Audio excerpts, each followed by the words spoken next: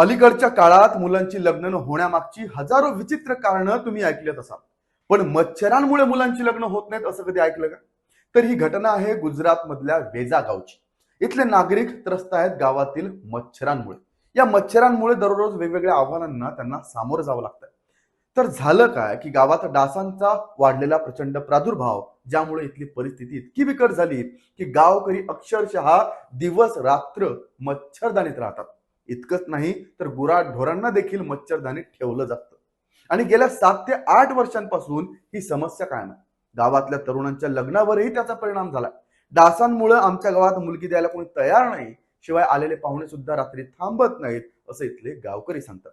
डासांच्या त्रासामुळे आरोग्याचा धोका तर वाढलाच आहे, पण दैनंदिन जीवन विस्कळीत झालंय.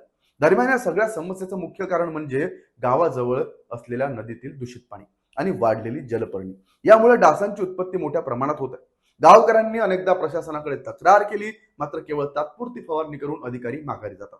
जलपर्णी काढण्यासारख्या मूलभूत उपायांकडे मात्र दुर्लक्षच केलं जातं. बरं, यात आणखी गंभीर बाब म्हणजे जबाबदारीची टोलवाटोलवी.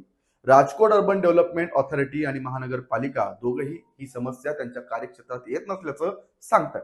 कारण गावचा काही भाग एका यंत्रणेत तर काही भाग दुसऱ्यात येतो. म्हणूनच आता प्रश्न उभा राहतो, या गंभीर समस्येचं समाधान नेमकं कोण करणार आणि वेजा गावच्या नागरिकांना या डासांच्या विळख्यातून मुक्ती कधी मिळणार? तुम्हाला या संपूर्ण प्रकरणाबद्दल काय वाटतं? कमेंट करून नक्की सांगा. पाहत राहा लेट्स मराठी.